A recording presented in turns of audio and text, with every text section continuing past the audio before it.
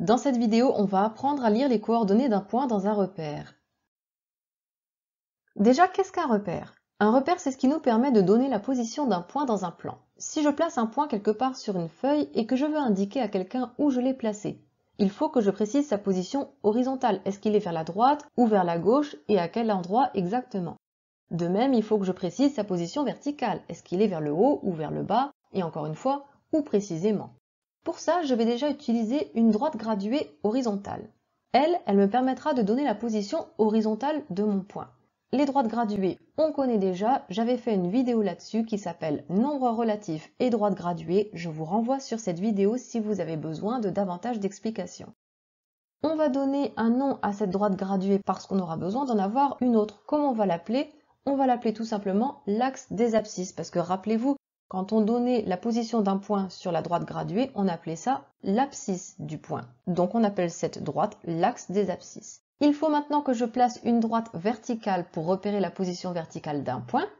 Où je vais la placer, pas n'importe où, je vais la placer au niveau du zéro de l'axe des abscisses. Voici ma droite verticale qui a elle aussi un petit nom, on va l'appeler l'axe des ordonnées. On fait bien attention à faire coïncider les deux zéros, le zéro de l'axe des abscisses et le zéro de l'axe des ordonnées. Du coup, pour mon axe vertical, tout ce qui est au-dessus de l'axe des abscisses, ce sont les ordonnées positives. Tout ce qui est en dessous de l'axe des abscisses, ce sont les nombres négatifs, les ordonnées négatives. L'ensemble de ces deux axes ordonnées abscisses, ça s'appelle un repère. Pour donner précisément la position d'un point dans un repère, je vais commencer toujours par donner l'abscisse en premier et l'ordonnée en deuxième. Mais pour lire précisément l'abscisse ou l'ordonnée d'un point, il faudrait que j'ai un quadrillage associé à mon repère. Le voici. J'ai par exemple un point A ici. Pour donner ses coordonnées, je vais présenter de la même manière que pour une droite graduée. Je vais mettre d'abord la lettre A. Entre parenthèses, je vais donner l'abscisse en premier. Je la lis sur l'axe horizontal. Je vais donc me déplacer à partir de A vers l'axe des abscisses, l'axe horizontal, en suivant le quadrillage. Je suis au niveau de 4. Donc j'écris que l'abscisse c'est 4. Au lieu de fermer la parenthèse comme on faisait pour les droites graduées, je mets un point virgule. Je vais maintenant lire l'ordonnée de mon point A qui se lit sur l'axe vertical. Je regarde, je pars du point A, je me déplace vers l'axe vertical en suivant le quadrillage et je tombe sur 2. Donc l'ordonnée c'est 2, je l'écris, je ferme la parenthèse et voilà, les coordonnées du point A sont 4, 2. Ce qu'il faut retenir, c'est que les coordonnées, c'est le couple abscisse-ordonnée. Toujours l'abscisse en premier, l'ordonnée en deuxième. Si on ne se souvient plus, on se dit que c'est comme l'ordre alphabétique.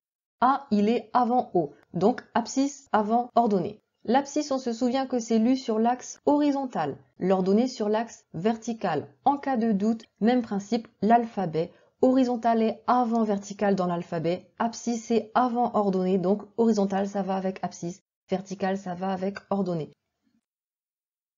Mettons en pratique ce qu'on vient d'apprendre pour lire les coordonnées des points que j'ai placés dans ce repère. On commence par faire une phrase, les coordonnées des points sont. Pour être sûr de ne pas en oublier, je vais les faire par ordre alphabétique, je vais commencer par le point A. Le point A est ici. Je commence par lire son abscisse sur l'axe horizontal. Je me déplace selon le quadrillage jusqu'à l'axe horizontal des abscisses et son abscisse est 2. Ensuite, son ordonnée. Je me déplace selon le quadrillage vers l'axe vertical et je me rends compte que l'ordonnée est 1.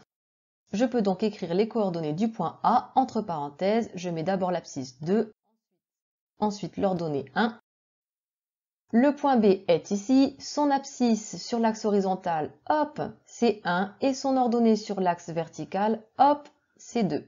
Abscisse en premier, 1, ordonnée en deuxième, 2. Tiens, regardez les coordonnées des points A et B.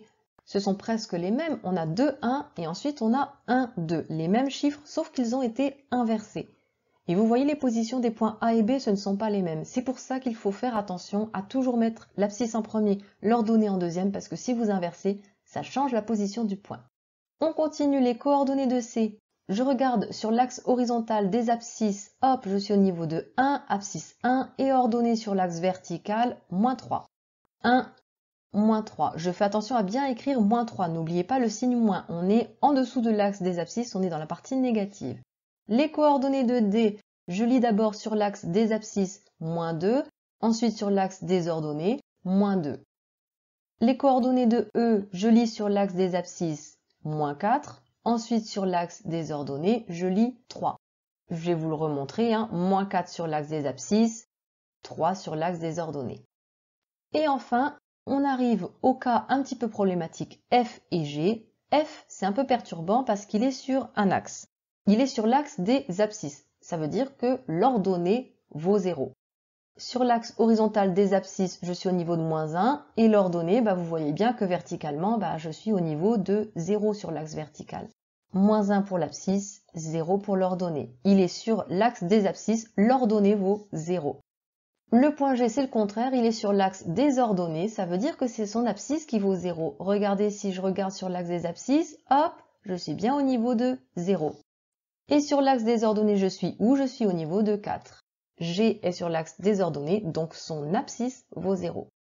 Maintenant que vous savez lire les coordonnées d'un point dans un repère, il vous reste à savoir placer un point dans un repère en connaissant ses coordonnées, et justement, il y aura une vidéo sur ça juste après.